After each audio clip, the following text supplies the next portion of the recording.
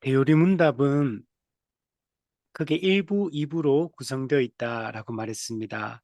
1부는 무엇을 믿어야 하는가, 2부는 어떻게 살아야 하는가에 대해서 우리 말씀을 하고 있습니다. 우리 1부를 마치고 지금 2부를 살펴보고 있습니다. 우리 2부의 가장 핵심적인 이 부분들은 여러 가지가 있는데 그 중에 하나가 이 십계명입니다. 십계명은 구원받은 언약 백성이 어떻게 거룩하게 살아갈 수 있는가를 보여주는 것이 바로 십계명이다라고 말할 수 있습니다. 우리 기독교에는 세 가지 보물이 있는데 사도신경, 주기도문, 십계명 이렇게 이야기를 합니다.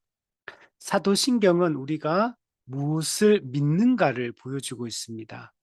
우리의 과거에 대한 얘기를 하고 십계명은 우리가 어떻게 살아야 하는가에 대한 얘기, 우리 현재에 대한 얘기를 하고 있고 주기도문은 우리는 무엇을 소망해야 하는가, 어떤 방향으로 나아가야 되는가, 우리의 미래에 대한 얘기를 이 주기도문이 하고 있다고 말합니다.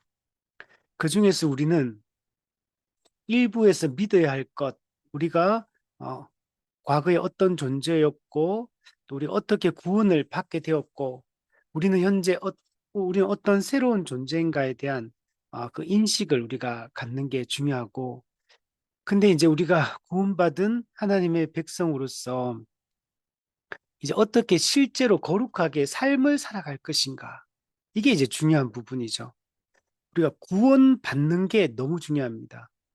구원은 전적으로 하나님이 이 마련하신 구원의 그 방법이신 예수 그리스도 그리고 그분을 믿음으로 우리가 구원을 받게 됩니다.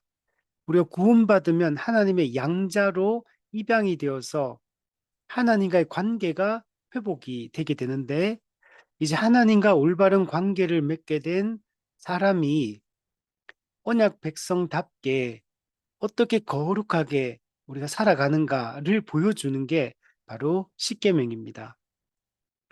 우리 출애굽기에 보면 십계명이 있는데 십계명은 출애굽기 20장에 등장을 합니다. 근데 실제로 이스라엘 백성들이 구원을 받은 것은 언제냐면 출애굽기 12장에서 유월절 어린 양의 피를 통과함으로 열 번째 재앙에서 그 양을 잡아서 그 피를 문설주와 임방에 바름으로 그 피를 볼 때에 죽음의 천사가 넘어가는 이 패스오버 유월 그래서 우리가 이제 그 유월절 어린 양의 피로 구원을 받았고 이제 구원받은 하나님의 백성이 광야를 걸어서 이제 약속의 땅 가나안 땅으로 들어가잖아요. 그러면 이 광야는 우리 신약으로 따지면 어떤 의미냐면 구원받은 백성이 이, 이 땅에서 우리가 주님 오실 때까지 또는 우리가 육체적 죽음을 죽고 천국에 들어갈 때까지 광야와 같은 이 인생길을 이제 그 구약의 광야가 보여주고 있는 겁니다. 그리고 가나안 땅은 약속의 땅, 젖과 꿀이 흐르는 땅은 완성된 하나님 나라를 상징합니다. 그래서 가나안 땅에 들어가는 것은 하나님 나라에 들어가는 것을 상징하고 있다라고 말할 수가 있습니다. 그러니까 우리가 구원받는 것은 유월절 어린 양의 피로 구원받는 거고 우리가 그리고 나서 이제 십계명이 출애굽기 20장에 주어지는데 이 십계명이 주어진 것은 이 십계명을 지켜서 하나님의 백성이 되기 위해서 지키라고 하는 게 아닙니다. 구원받은 하나님의 백성이 되었기 때문에 그 구원받은 백성답게 살게 하기 위하여 하나님의 법, 이 십계명과 그 도덕법의 시행 세칙들을 우리한테 주신 것입니다. 그래서 율법이라는 하나님의 법이라는 것 자체가 구원을 받는 수단으로 주어진 게 아니에요. 은혜로 우리를 구원해서 구원받은 백성답게 살아가는 규범의 역할을 하기 위하여 주신 것이 바로 이 율법이다, 십계명이다 라고 얘기를 할 수 있습니다. 그래서 우리가 구원받고 난 후에 오늘날 신약으로 따진다면 예수님을 믿고 나서 율법이 필요 없는 게 아닙니다. 도덕법이 필요 없는 게 아니라 더더욱더 우리가 은혜로 구원받았다면 십계명과 이 도덕법과 그리고 성경에 기록되어 있는 그 율법을 더 열심히 우리가 공부하고 그 의미들을 알고 그, 그 원리대로 우리가 살기 위해서 힘쓰는 게 매우 중요합니다. 율법과 복음이 대조되는 것으로 이해하고 사람들이 우리는 율법으로 구원받는 게 아니라 믿음으로 복음 때문에 구원받는다 하면서 구원받고 나면 율법이 꼭 폐기 처분되어야 될 것처럼 생각하는 이 왜곡된 생각들이 있습니다. 율법은 하나님의 뜻을 기록한 하나님의 법이기 때문에 성경에서는 율법은 선하고 의롭고 거룩하고 신령한 것이라고 말씀을 하고 있는 겁니다. 그래서 우리는 이 율법을 바르게 알아야 된다. 그리고 이 율법은 큰 틀에서 보면 이제 크게 우리 도덕법인 십계명 그리고 십계명 도덕법의 시행 세칙으로 주어진 것이 시민법과 또 이 의식법이다라고 얘기할 수 있습니다. 그래서 우리가 율법이라는 말을 쓸 때는 좁은 의미로 쓰기도 하고 넓은 의미로 쓰기도 합니다. 그래서 이, 우리가 보통 율법에는 세 가지가 있다 할 때 율법을 그냥 하나의 법 전체를 그냥 율법이라고 그냥 표현을 한 거고, 근데 실제로 율법 안에는 세 가지 도덕법, 의식법, 시민법이 있다. 도덕법은 율법의 정신을 하나의 법의 정신을 담고 있고 이거는 오고 오는 모든 시대에 통용되는 법이다. 그런데 시민법과 의식법은 구약 시대 때만 통용되는 그 시대에만 통용되는 법이고 예수님이 오셔서 이 의식법과 시민법은 다 이미 성취했기 때문에 우리는 지금은 구약에 기록되어 있는 이 의식법과 제사법과 시민법, 생활법을 문자 그대로 우리는 지키지 않는다. 그 법이 담고 있는 본래 의미와 정신을 우리가 붙들고 지키며 살아간다. 이렇게 생각이 됩니다. 그러나 십계명은 도덕법이기 때문에 이거는 모든 시대에 통용되는 법이다. 그래서 우리는 이걸 신약 시대의 성도들도 이 십계명을 잘 지켜서 우리가 살아가야 된다.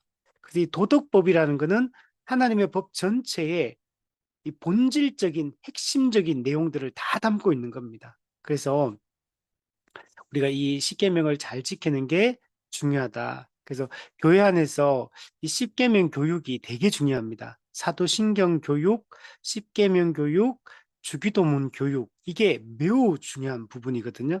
그래서 적극적으로 우리가 이 내용들 살피고 그리고 이 십계명 안에는 우리가 한 인간으로서 이 땅에 살아가는 모든 삶의 원리가 여기 다 담겨 있습니다. 어, 우리가 이 땅에 태어나서 경험하는 모든 것들은 십계명을 벗어나 있는 문제는 없습니다. 그래서 십계명은 모든 것을 포괄하는 그런 법이다라고 생각을 하고 이 하나하나의 의미들을 어떻게 우리 삶에 실제적으로 적용하고 살아가야 될지를 우리가 잘 생각을 해야 됩니다. 그 십계명은 크게 두 부분으로 구성이 되어 있습니다. 하나님에 대한 의무와 사람에 대한 의무. 1부터 4까지는 하나님에 대한 의무를 얘기하고 5부터 10까지는 사람에 대한 의무를 이야기한다. 그래서 하나님 사랑, 이웃 사랑. 성경 전체에 이 핵심적인 내용이 이 십계명을 통해서 하나님 사랑, 이웃 사랑으로 드러나 있다. 이렇게 우리가 생각을 해야 되고 제가 그 오늘 광고를 잘못했는데 1계명 오늘 2계명이 아니고 1계명을 공부하면 제가 지난주에 이거 했다고 생각하고 2계명을 올렸는데 오늘 1계명을 공부하도록 하겠습니다.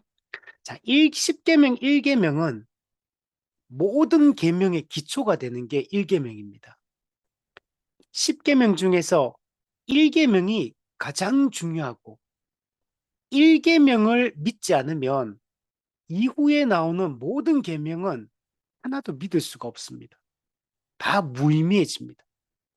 그래서 1계명이 모든 계명의 기초임을 우리가 알고 이 1계명을 잘 이해하고 이 1계명을 우리가 믿음으로 받아들이고 이 1계명에 순종하는 것이 매우 중요합니다.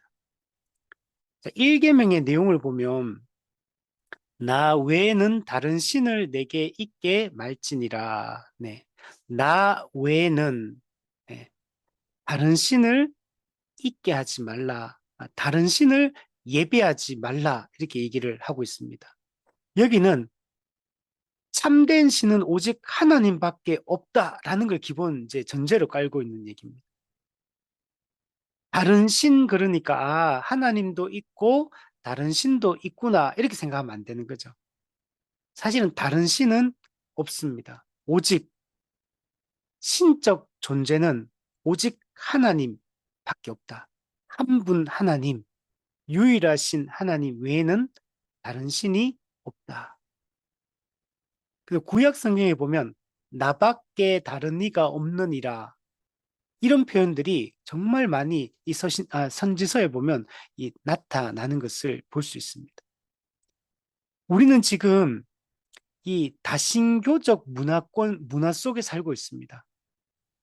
그죠? 유일신 사상을 가지고 있는 사람들이 많지가 않고 각 뭐 고대 세계처럼 이렇게 지역신이 있고 또 여러 신이 있는데 그 중에 한 신을 섬기는 것처럼 이렇게 다신교적 사상을 가지고 있는 사람들이 많습니다. 물론 유일신 사상을 가지고 있는 종교도 있습니다. 기독교도 유일신 사상을 가지고 있고 또 유대교, 이슬람교, 어, 또 이게 천주교 이런 건 다 이제 기본 유일신 사상을 가지고 있습니다. 근데 이제 다른 이제 전부 다 기독교 관련된 이제 종교들이죠. 유대교, 천주교, 이슬람교 전부 다 이 기독교적 배경을 이제 가지고 있지만 다른 그런 종교들은 전부 다 이 성경을 왜곡하고 성경에서 보여주는 참된 하나님을 왜곡해서 섬기고 있기 때문에 우리가 그들을 참된 기독교로 받아들일 수 없습니다.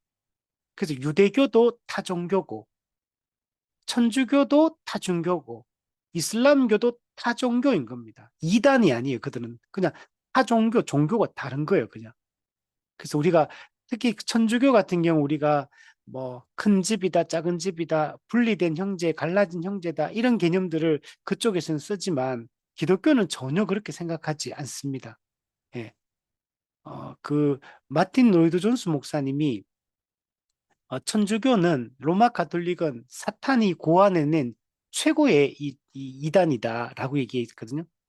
어, 겉으로 볼 때는 비슷한 것 같지만 로마 가톨릭은 기독교와 전혀 다른 그 종교고 복음의 본질을 왜곡하고 있고 첨가하는 종교이기 때문에 우리가 타종교로 이해를 하는 것입니다. 그래서 우리는 오직 성경이 보여주는 이 하나님밖에 없다. 근데 이단들도 하나님 얘기하고 또 뭐 이렇게 다 하잖아요. 근데 하나님이란 용어를 쓴다고 그게 다 같은 하나님인가? 그거는 또 다른 문제입니다. 그래서 우리는 중요한 거는 참된 신론을 가지는 게 중요합니다. 그거는 성경의 하나님이 어떤 분인가를 잘 아는 게 중요합니다. 그래서 우리는 성경에 보면 하나님의 존재와 그분의 또 속성과 그분의 본질과 그분의 사역과 그분의 인격과 이 하나님에 대한 많은 성경의 그런 내용들이 담겨 있잖아요. 그리고 우리가 성경을 읽고 연구하면서 하나님의 인격과 사역과 그분의 속성에 대한 이해들을 가지는 게 되게 중요합니다.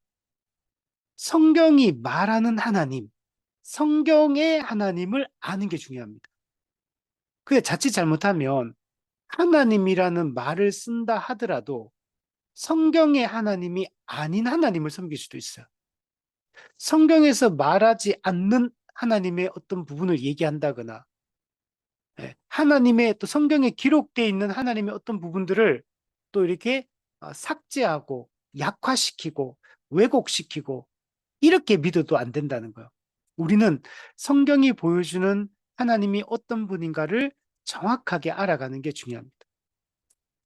그 저희는 이제 이 성경 연구를 할 때 하나님 찾기라는 걸 하거든요. 그래서 이 본문에 나타나 있는 하나님의 그, 어, 인격, 그분의 사역, 그분의 속성, 이런 것들을 우리는 살펴봅니다. 그래서 본문마다 하나님의 어떤 인격과 관련된 어떤 부분들이, 사역과 관련된 어떤 부분들이 강조돼 있거든요. 문맥에 따라서. 그러면 각 본문을 볼 때마다 이 본문에는 하나님의 어떤 면들이 부각되어 있고 강조되어 있는가를 잘 살피는 게 중요합니다. 어떤 부분에는 하나님의 창조 행위가 강조되어 있을 수도 있고, 어떤 본문은 하나님의 재창조 행위, 구속 행위가 강조되어 있을 수도 있고, 어떤 부분은 하나님의 초월성이 강조되어 있을 수도 있고, 어떤 부분은 하나님의 내재성이 강조되어 있을 수도 있어요. 또 어떤 분은 하나님의 공의가 강조되어 있을 수도 있고, 어떤 부분은 하나님의 자비와 사랑이 강조되어 있을 수 있거든요. 그리고 하나님의 속성도 여러 가지가 있기 때문에 하나님의 전지하심이 드러나는지, 전능하심이 강조되는지, 하나님의 불변하심이 강조되는지, 하나님의 영원성이 강조되든지, 이런 여러 가지들이 본문마다 독특하게 특색 있게 다 나타납니다.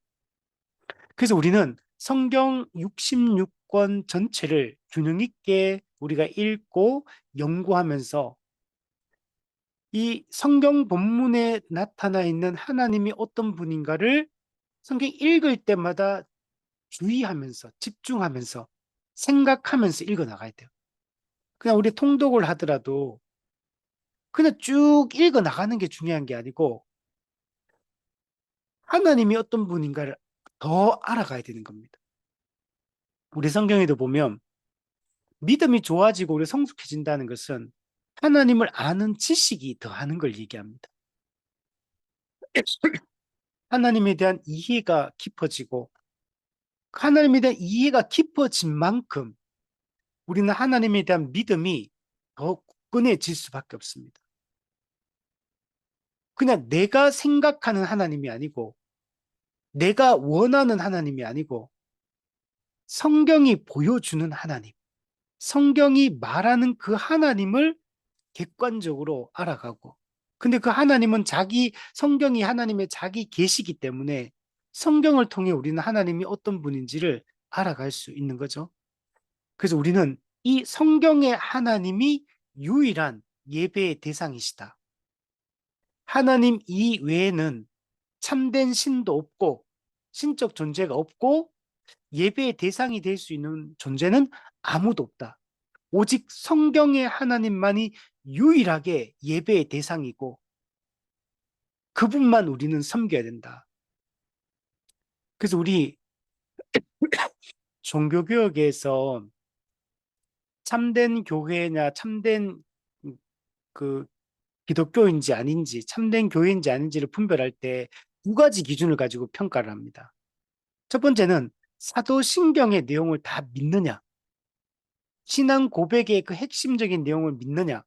두 번째는 타이브 솔라, 다섯 가지 오직 이걸 진짜 믿고 인정하느냐. 이걸 보고 이 사람은 참된 교회, 참된 기독교다라고 이렇게 말하고 사도신경과 타이브 솔라를 부정하면 그는 우리는 기독교로 인정하지 않습니다. 타이브 솔라 중에 첫 번째 오직 성경, 오직 은혜, 오직 믿음, 그 다음에 오직 성경, 오직 그리스도, 그 다음에 오직 하나님께 영광. 예. 왜 오직 하나님, 목적이 뭐냐면 오직 하나님의 영광을 위해 모든 걸 하라는 거. 왜? 그 하나님만이 유일하게 예배의 대상이기 때문에 그분만이 영광받기 합당하고 예배받기 합당한 유일한 분이기 때문에 우리의 삶의 존재에 우리가 행하는 모든 것의 목적은 오직 하나님께 영광을 돌리는 것. 이거일 수밖에 여러분 없는 겁니다. 우리 소요리문답 1문에도 우리 대요리문답 1문에도 뭐라고 했습니까? 사람의 제일 되는 목적이 무엇이냐? 하나님을 영화롭게 하고 그분을 영원토록 즐거워하는 것이다. 우리가 존재하는 이유, 태어난 이유, 살아가는 이유, 일하는 이유, 우리가 추구하는 궁극적인 방향성은 하나님의 영광을 위한 것. 왜냐하면 그분이 유일한 신이시고 그분이 유일하게 예배받기에 합당한 분이기 때문에 우리는 그 하나님만 경배하며 우리 살아가야 됩니다. 자, 근데 지난 시간에 잠깐 얘기했는데 1계명에서 다른 신을 내게 있게 하지 말라 그랬잖아요. 근데 기본적으로 첫 번째, 다른 신은 없다라는 거 우리 믿어야 된다 그랬습니다. 다른 신은 없다. 우리 고린도 전서에 보면 세상에는 많은 신, 많은 주가 있다. 그러나 우리에게는 한 하나님이 계신다. 그분은 곧 우리 아버지시다. 우리 세상에는 사람들이 많은 신을 섬기고 많은 주인이 있다고 말합니다. 그죠? 범신론을 가진 사람들 또는 뭐 각자 지역마다 지역신이 있다. 이렇게 말하는 사람도 있고 또 막 수백 개, 수천 개, 수십만 개의 이 신들을 이게 가지고 여러분 있습니다. 세상에는 얼마나 많은 종교가 있고 얼마나 다양한 신앙을 가진 사람이 많습니까? 그래서 인간 기준에 보면 세상에는 많은 신, 많은 주가 있습니다. 그러나 그게 진짜 신이냐? 그게 진짜 신적 존재냐? 아니라는 겁니다. 그는 다 그냥 인간이 만들어낸 거에 불과한 거지. 실제로 그에게 그 만들어낸 그 우상들은 생명이 없는 존재들이에요. 그래서 구약에 보면 우상을 다 설명할 때 사람이 다 만든 거다. 산에 가가 나무를 해와가지고 일부는 불 떼고 밥하는 데 사용하고 일부는 깎아가지고 우상으로 섬긴다. 절한다. 이렇게 말하는 거죠. 그래서 이사야서 말씀 같은 거 보면 우상은 헛된 것이다. 우리를 유익하게 할 수 없는 것이다. 우상은 다 무익하다. 이렇게 얘기를 하는 겁니다. 하나님과 필적할 수 있는 그런 신적 존재라는 것은 여러분 없습니다. 그래서 1계명은 기본적으로 다른 신은 없다라고 얘기한다는 거.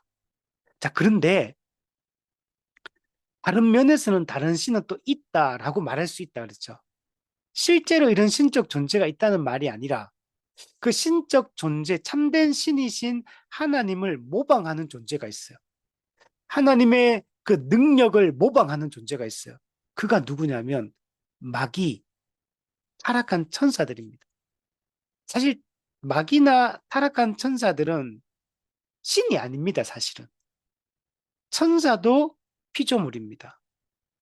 천사는 하나님께 부리는 종으로, 섬기는 종으로 만들어졌어요. 선하게 만들었습니다.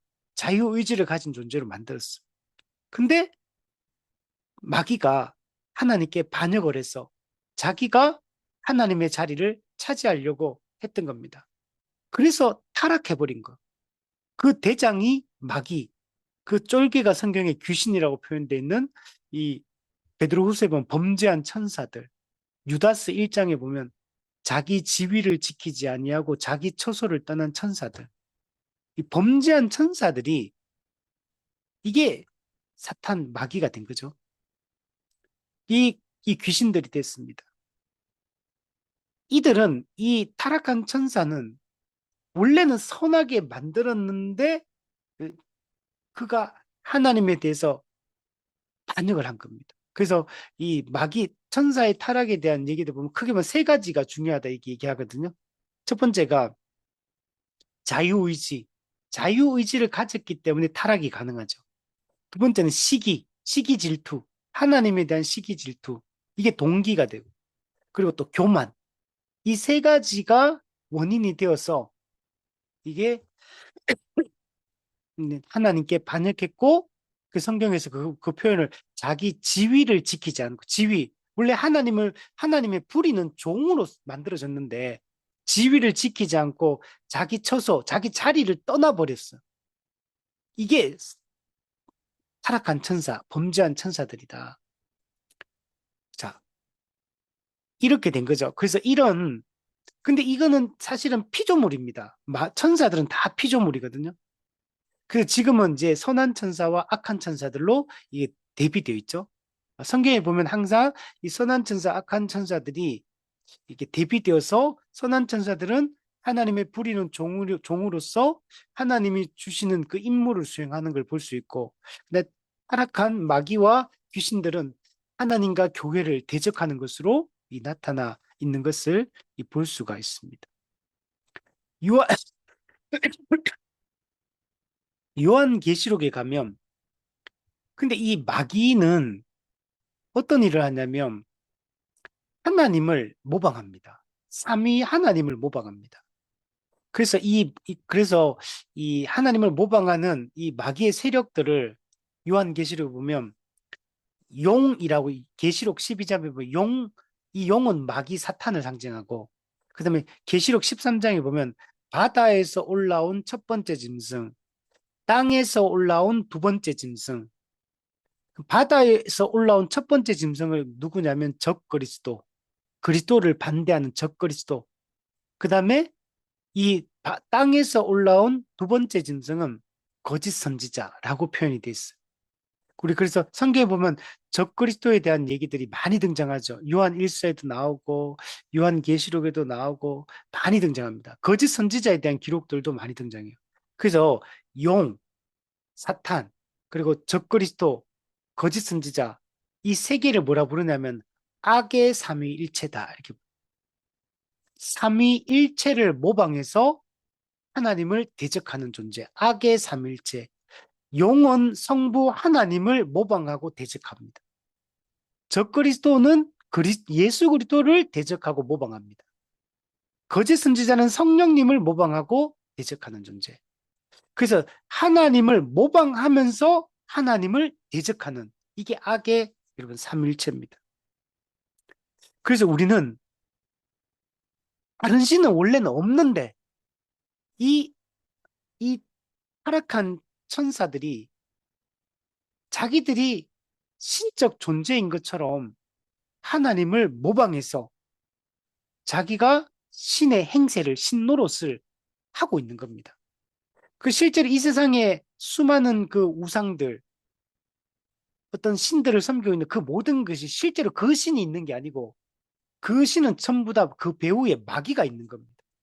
그 배후에 이 범죄한 천사들이 이 영적으로 사람들을 미혹하고 있고 그들을 멸망에 이르게 하려고 그렇게 하고 있는 겁니다. 그래서 기독교 사상가 중에 C.S. 루이스가 있습니다. 순전한 기독교 이런 거 또 뭐 나니아 연대기 이런 것은 C.S. 루이스가 아주 중요한 얘기를 했어요. 그리스도인들 사이에 극단적인 두 가지 위험한 생각을 가지고 있다.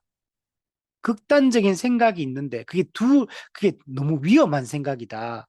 그게 뭐냐면 첫 번째는 마귀는 없다. 이 악한 영이라는 건 없다. 그냥 악한 마귀, 악한 이 타락한 천사들의 존재 자체를 부정하는 사람들. 이 사람들 극단적으로 위험하다. 이게 왜 위험하냐면 여러분 생각해 보세요. 간첩이 있어요. 그 간첩은 위험하잖아요. 아이, 무슨 간첩이 있어? 간첩은 없어. 이렇게 생각하면 실제 간첩이 있는데 지금도 있죠. 각 나라들마다 다 간첩을 보내거든요. 스파이를 다 보내거든요. 정보를 캐기 위해서. 그건 누구나 다 그렇게 하는 겁니다. 근데 간첩이 아예 없다. 그런 건 없다. 이렇게 생각하면 간첩이 그 나라 들어가가지고 자국의 이익을 위해서 그런 뭐 기술을 빼내고 정보를 빼내고 이렇게 하는 게 여러분 훨씬 쉽지 않겠습니까? 마찬가지로 마귀는 없다. 악한 이 영적 세력은 없다. 이렇게 생각하면 그 악한 영적 세력이 사람들을 속이기가 훨씬 쉬워지는 겁니다. 활동하기가 너무 쉬워요. 왜?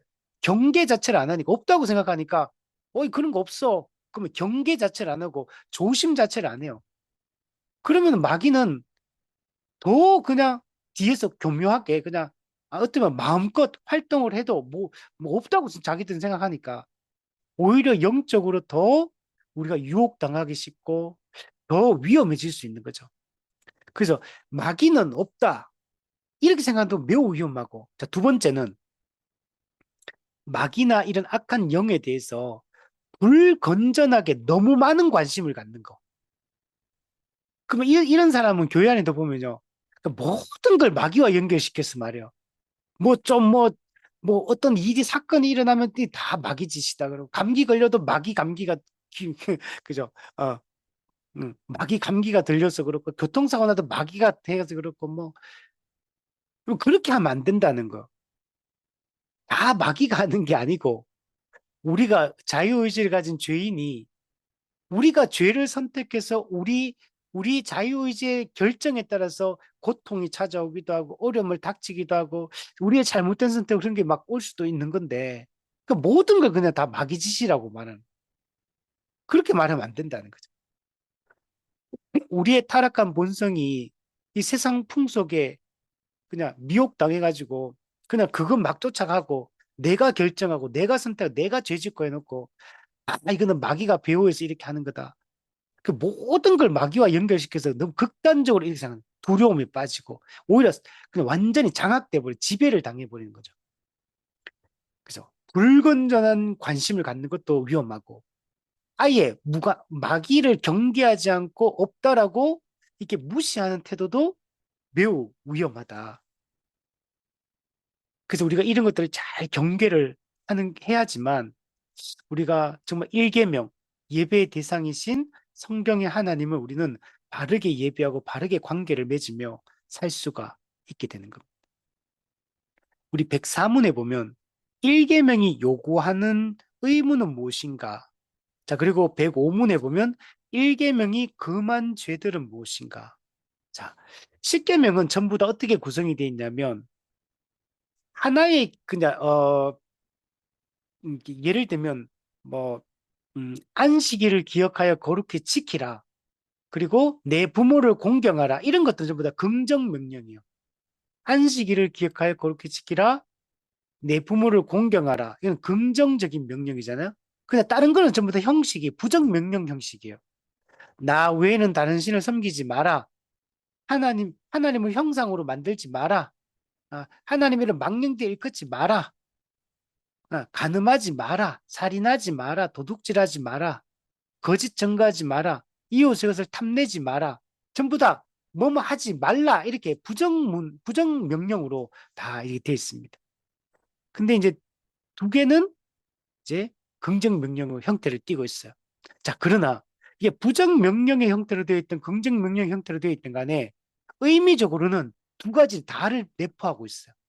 그래서 항상 이걸 볼 때는 요구되는 의무라는 측면이 있고 금지하는 측면이 있습니다. 해야 될 측면이 있고 하지 말아야 될 측면. 이 두 가지로 항상 이 모든 내용들을 우리가 살펴봐야 돼요.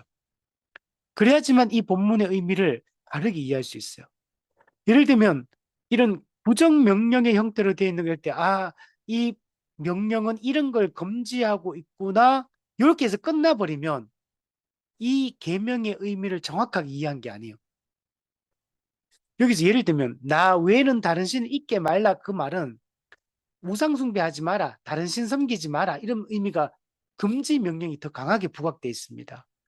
그러나 이 일계명은 단지 우상 섬기지 마라로 끝나는 게 아니라 유일한 예배의 대상인 하나님을 잘 섬겨라 라는 하나님만 섬겨라, 하나님만 예배해라 라는 이 의미가 더 적극적으로 이 의미를 선포하고 있다는 거예요.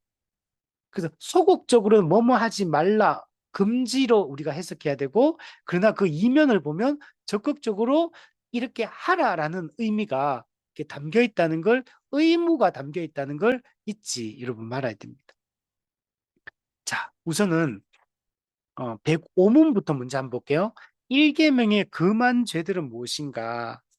1계명의 금한 죄들은 다음과 같다. 하나님을 부인하거나 그래서 우리는 성경의 하나님을 부인하면 안 됩니다. 성경의 하나님의 말씀을 우리가 부정해도 안 돼요. 하나님의 존재를 부정해도 안 되고 하나님의 속성을 왜곡시켜도 안 돼요. 성경의 하나님이 유일한 참된 신적 존재라는 걸, 유일신이다라는 것들을 확실하게 받아들여야 돼요. 그리고 하나님을 참된 신으로 모시지 않는 이 무신론, 이걸 경계해야 됩니다. 하나님은 버젓이 살아계신데 무신론자들은 하나님 없다, 신은 없다, 이렇게 말한다는 거. 우리는 이걸 절대로 받아들이면 안 됩니다. 그 무신론이라는 말 자체가 뭡니까? 창조주가 없다. 세상을 지배하고 다스리는 통치자가 없다. 성경이 말하는 이 하나님이란 분은 없다. 이런 거잖아요. 가장 큰 죄를 짓고 있는 거. 무신론자들이 아무리 착하고 도덕적이고 양심적이고 선하고 사람한테 잘하고 자기를 희생하고 아무리 잘해도 기본적으로 뭔가 하나님이란 존재를 부정해 버리잖아요. 무신론 자체가 가장 큰 죄악인 겁니다. 우리는 절대로 이런 무신론 입장을 우린 받아들여서 안 되죠. 자, 뒤에 보면 참 하나님 대신 다른 신을 모시거나 참 하나님을 섬겨야 돼. 그 참된 하나님은 성경이 보여주는 이 성경의 하나님만이 참된 하나님입니다. 이 하나님만 섬겨야 돼. 그리고 하나님 이외의 세상에 수많은 뭐 태양신, 뭐 소를 신으로 섬기고 나무를 섬기고 돌을 섬기고 바알을 섬기고 다 하는데 그런 건 다 가짜니까 우리가 그걸 딱 배격하고 오직 성경의 하나님만 섬겨야 되고 또 성경에 있는 하나님은 왜곡시켜서 성경책을 가지고 어, 배우긴 하는데 성경을 왜곡시켜서 하나님을 다른 분으로 이렇게 바꿔버릴 수도 안 되는 겁니다. 또 유일신보다 여러 신을 섬기거나 네, 예배하는 우상숭배. 예. 우리는 사람들은 한 신만 섬기는 게 아니고 이때는 이 신을 섬겼다가 또 딸 때는 저 신을 섬기고 각 영역마다 지역마다 다르게 이렇게 행동하고 반응하고 또 서로가 서로를 인정하고 이런 것들은 다 안 된다는 거. 이건 다 우상숭배입니다.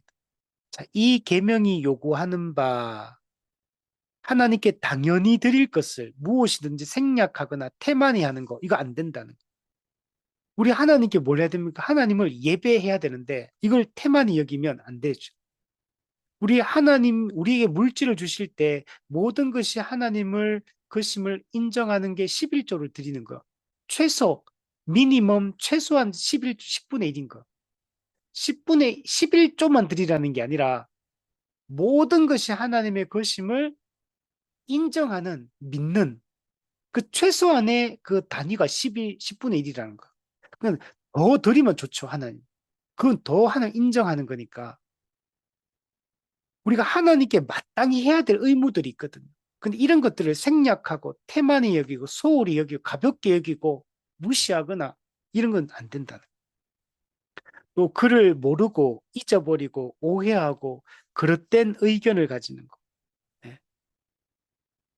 참된 신적 존재인 성경의 하나님을 우리가 모르면 안 되죠. 그럼 알려면 어떻게 되냐? 기록된 성경을 읽어야 되는 거죠. 하나님은 자기를 계시해 주시는 분이거든요. 하나님은 자기를 감추는 분이 아니에요. 하나님은 자기를 드러내는 분, 알려주는 분, 계시하는 분이에요. 원래 하나님은 우리한테 어떻게 자기를 계시했냐면 그냥 자기의 법을 인간의 마음에 기록해가 그냥 모든 피조물이 그냥 하나님을 타락하기 전에 그냥 알았어요. 그냥 마음에 하나님이 기록되어 있기 때문에 그냥 하나님이 어떤 분인지 다 알아요. 그냥 타락하고 나니까 마음이 변질되니까 하나님을 모르게 됐죠. 그래서 하나님이 뭐 했냐면 특별 계시를 주신 겁니다. 타락하기 전에는 자연 계시, 일반 계시, 그것을 통해서도 그 일반 계시, 자연 계시 안에도 하나님이 어떤 분인지가 드러나 있어요. 타락 전에는 자연을 보고 아름다운 것들을 보면서 하나님을 알았는데 타락하니까 마음이 왜곡되니 그걸 모르게 됐죠. 그래서 이제는 기록된 말씀의 형식으로 특별 계시를 준 겁니다. 그 성경은 하나님의 자기 계신 겁니다.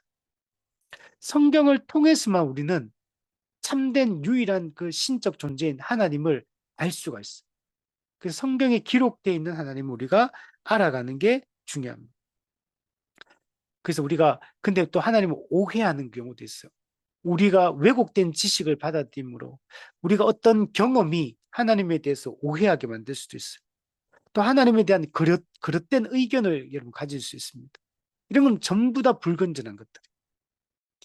또 하나님께 합당치 않은 악의로 그를 생각하는 거. 예. 우리가 하나님을 생각하고 하나님을 대하는 우리의 태도나 그분을 예배하는 거나 이 모든 게 합당해야 됩니다. 그분의 존재에 합당해야 돼요. 근데 합당하지 않은 그런 생각과 태도로 우리가 하나님을 대해서는 안 된다. 또 그의 비밀을 감히 호기심을 가지고 꼬치꼬치 파고들려 하는 것이다. 네, 이것도 위험해요. 우리는 성경이 하나님의 자기 계시, 특별 계시니까 기록된 성경을 통해서 성경에 기록되어 있는 하나님에 대해서만 알면 돼요. 성경에 기록을 안 했다는 얘기는 하나님 자신에 대해서 다른 건 알려줄 필요가 없기 때문에 알려주지 않는 거거든요. 여러분, 하나님은 성경보다 더 크신 분입니다. 성경은 하나님이 자기 자신을 우리에게 알려주고 구원의 방법을 알려주기 위해 성경을 기록한 거예요. 성경이 하나님하고 똑같은 게 아닙니다. 성경은 하나님의 자기 계시의 일부에 해당하는 거지 하나님의 전부가 거기 다 성경에 다 담겨 있는 게 아니에요. 그래서 하나님은 모든 것을 기록한 게 아니라 선택적으로 인간의 구원을 위해서 필요한 부분들만 성경에 기록하게 한 거거든요. 그러면 하나님이 감추신 것들이 있다는 얘기예요. 알려주지 않는 것들. 그거는 지금은 우리가 그걸 알 필요가 없기 때문에 기록을 하지 않는 겁니다. 성경은 모든 걸 명백히 기록한 게 아니에요. 예를 들면 우리 역사 얘기할 때도 역사가 모든 게 기록되는 게 아니잖아요. 역사라는 것은 선택적 기록인 거죠. 마찬가지로 성경도 인류 구원을 위하여 하나님 나라 회복을 위하여 하나님 필요한 부분들만 기록해서 특별하게 우리한테 주신 거예요. 성경이. 그래서 우리는 그럼 어떤 태도를 취해야 되냐면 성경이 말 안 하면 거기에 관심을 갖지 말라는 얘기예요. 성경이 말하고 강조하면 그거에 대해서 알아야 된다는 거. 그래서 종교개혁자들이 성경이 가는 데까지 가고 성경이 서는 데 선다 이렇게 말했다. 근데 하나님에 대해서조차도 불필요한 이 악한 호기심으로 하나님을 막 알아가려고 하고 하나님에 대해서 이러쿵 저러쿵 재단하려고 하고 인간에게는 이런 태도들이 있거든요. 그 매우 위험한 거라. 우리가 아무 질문이나 아무 생각이나 다 해도 되는 게 아닙니다, 여러분. 불건전한 것들을 하지 않아야 돼요. 그래서 우리는 성경이 알려주고 있는 거, 성경이 명백하게 드러내고 있는 거, 우리는 기록된 말씀을 통해 하나님에 대해서 성경이라는 객관적 진리를 통해서 하나님을 알아가면 되는 거. 근데 성경에서는 거기에 대해서 아무 얘기 안 하는데 갑자기 막 하나님에 대한 불필요한 불건전한 호기심으로 질문을 던지고 꼬치꼬치 묻고 거기에 대해서 알아가려고 뭐 이상한 무슨 생각들을 하고 이런 것들은 잘못됐다는 거.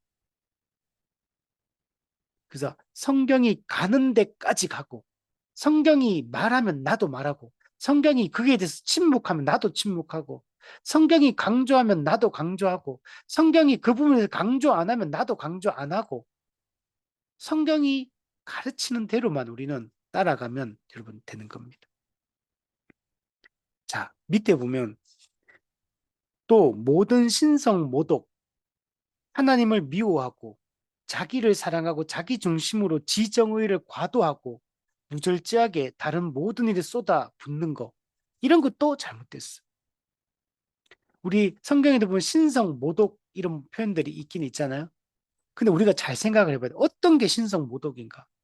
성경에 있는 하나님을 왜곡시키고 그분의 뜻을 왜곡시키고 그분이 명하지 않는 것들을 명하고 하나님이 금하는 것들을 금하지 않는 거 이런 게 다 신성 모독이요. 그래서 하나님을 그냥 우리가 너무 가볍게 생각하는 하나님은 항상 초월적인 신이거든요. 근데 내재적 하나님, 뭔가 가까이 계시고 친구 같은 하나님, 그러면서 너무 하나님에 대해서 가볍게 생각하는 분들이 있어요. 하나님은 심판자시고 초월자시고 창조주시고 재판관이시고 심판주이신 분이에요. 그 하나님 앞에 그 이스라엘 백성이 하나님의 그 하나님의 신의 산에 강림할 때 무서워서 벌벌 떨거든요, 사람들이. 하나님이라는 존재를 너무 쉽고 가볍게 여기면 안 된다. 하나님이 얼마나 위엄 있고 놀랍고 전지전능하시며 그런 그런 위대하신 분인지를 우리가 알고 그분의 존재에 걸맞게 말하고 행동하고 하는 것들이 필요합니다. 심지어 하나님 미워하기도 한다는 사람들은. 자기 하나님 중심이 아니고 자기 중심으로 모든 걸 지정의를 생각해요. 무절제하게 우리의 힘과 에너지를 쏟아붓고 이런 게 다 잘못됐다. 전적으로 또는 부분적으로 우리의 지정의를 하나님에게서 떠나게 하는 것이다. 우리의 지정의 모두가 하나님만 향해야 돼요. 우리의 지정의가 그 참된 그 하나님이신 그분에게만 향해야 된다. 그분이 받아야 될 마땅한 예배와 경배를 올려드려야 되고 그분 앞에서 우리가 정말 깊이 엎드려서 그분과 올바른 관계 속에서 늘 그분의 가르침에 따르기 위해서 힘쓰는 이런 삶을 살아가야 됩니다. 근데 뒤에 보면 공연한 경신, 불신, 이단, 그릇된 신앙, 의혹, 절망, 완고함, 심판을 받으면서도 무감각하여 돌같이 굳은 마음, 교만, 주제넘음, 육신의 방심, 하나님을 시험하는 것, 불법적인 수단을 쓰는 것, 비합법적인 수단을 의뢰하는 것, 이 모든 행위가 하나님을 부정하는 것이고 하나님의 그 은혜를 실추시키는 하나님의 영광을 훼손하는 행위들이 되는 거죠.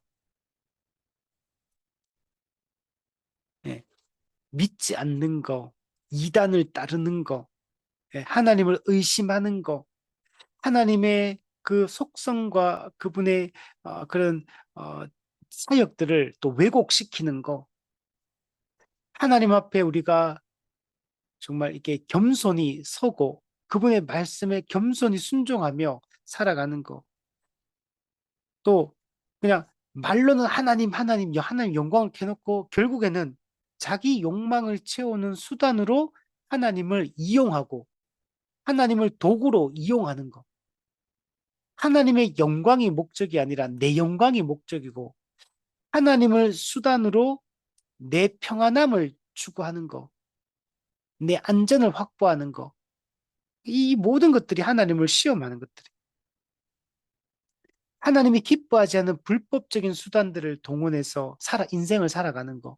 이런 것도 하나님을 모욕하는 게 돼버리는 거죠. 이 모든 것들이 하나님은 다 금하고 있다. 또한 밑에 보면 육에 속하는 기쁨과 향락에 빠지는 거. 네. 우리는 영적인 존재고 우리 안에 성령님이 내주하기 때문에 이제는 하나님이 기뻐하는 뜻을 행하고 그것을 추구하는 자가 되어야 되는데 타락한 우리의 육신의 욕망을 따라 육신적인 기쁨, 세속적이고 마귀적인 기쁨을 추구하고 예배 드릴 때는 기뻐하지 않고 말씀을 배우는 것을 기뻐하지 않고 교회적 삶을 살아가고 성도와 함께 살아가는 걸 기뻐하지 않으면서 뭐 그냥 세상적인 것들을 즐기고 세상적인 사람들과 막 놀 때는 막 눈이 초롱초롱해지고 영적인 활동에는 무관심하던 사람이 갑자기 뭐 세상적인 이런 활동들을 하면 너무나 막 사람이 막 초롱초롱해지고 이런 것들이 전부 다 하나님을 모욕하는 것입니다. 부패하고 맹목적이며 무분별한 열심을 가지는 것. 우리는 열심도 마찬가지요. 하나님 앞에서 하나님이 기뻐하는 방향을 향하여 올바른 열심을 내는 게 중요합니다. 바른 지식에 근거한 열심을 내는 게 중요하지. 근데 열심을 한다고 중요한 게 아니죠. 나를 위해서도 열심을 낼 수 있거든요. 다른 의도를 가지고도 열심을 낼 수 있어요. 이건 하나님의 영광을 위한 열심이 아닙니다. 그리고 생각하지 않고 맹목적으로 정말 이게 성경의 가르침이 맞는지, 하나님이 우리에게 이걸 원하시는 게 맞는지를 생각을 해야 돼요. 그냥 이게 하나님이 기뻐하는 건지, 하나님이 싫어하는 건지도 판단도 안 하고, 그냥 내 생각과 그냥 해오던 전통을 따라서 그냥 아무 생각 없이 그냥 막 하고, 이런 것들이 안 된다. 우리는 항상 생각을 해야 되는 거죠. 성경이라는 절대 진리의 그 성경의 절대 기준에 비추어서 이런 이런 행사가 맞는지, 이런 방향성이 맞는지, 이렇게 하는 게 올바른 선택인지 이게 항상 생각을 해야 됩니다. 항상 성경을 기준으로 우리가 바르게 판단해서 따라가야 돼요. 이거는 말씀을 들을 때도 마찬가지입니다. 아, 그냥 유명한 목사님이 하니까 다 맞겠지 뭐. 뭐 신학교 교수님이 하니까 뭐 다 맞겠지 뭐. 이렇게 생각하면 안 된다는 거. 우리는 항상 이것이 그러한가 하여 날마다 성경을 상고하면서 정말 이 성경의 가르침과 일치되는 가르침인지를 잘 따져서 들어야 돼요. 이거는 모든 곳에서 마찬가지입니다. 아, 우리 목사님은 항상 바르게 말했으니까 이번 주도 바르게 말씀하실 거야. 아니요. 흘리게 말할 수도 있어. 왜곡시킬 수도 있고요. 그러니까 누구에게서 어떤 설교를 듣던 양육을 받던 개인적인 교제를 나누든 책을 보든 항상 우리는 비판적일 길을 해야 됩니다. 그러니까 비판하기 위한 비판은 아니고 그냥 정말 이게 성경적으로 옳은가 그른가를 늘 생각을 해야 돼요. 우리가 어떤 것들은 전통적으로 맨날 교회가 이렇게 해왔어. 다른 교회도 다 이렇게 해. 그러면 아, 뭐 이거 다 맞겠지 뭐. 그러니까 다 이렇게 오랫동안 해왔고 다 그냥 다른 교회도 다 하고 다 이렇게 말하겠지. 이렇게 생각하면 안 된다는 거. 생각을 해봐야 된다는 거. 주일학교 부서에서 하는 활동이든 교회적인 활동이든 우리가 성도끼리 하는 어떤 말, 주고받는 말들이든지 간에 아, 이게 진짜 성경적으로 맞는가를 생각을 해봐야 돼요. 이건 오늘 우리가 지금 이 공부도 마찬가지예요. 제 말을 여러분이 무조건 받아들이는 게 아니라 진짜 성경의 가르침과 일치되게 말하는지를 잘 따져봐야 돼요. 저도 하다 보면 잘못되게 제가 나중에 돌이켜보면, 이 말은 안 하는 게 좋았는데, 이렇게 표현하면 안 되는 거였는데, 오해 소지가 있다. 제가 이런 거 느끼거든요. 아, 이건 다음에 이거 조심해야겠다. 그래또 하다 보면 또 잘못된 얘기를 할 때도 있고. 그러니까 항상 생각을 해. 항상 비판적으로. 항상 조사하면서 이런 태도를 갖는 게 중요합니다.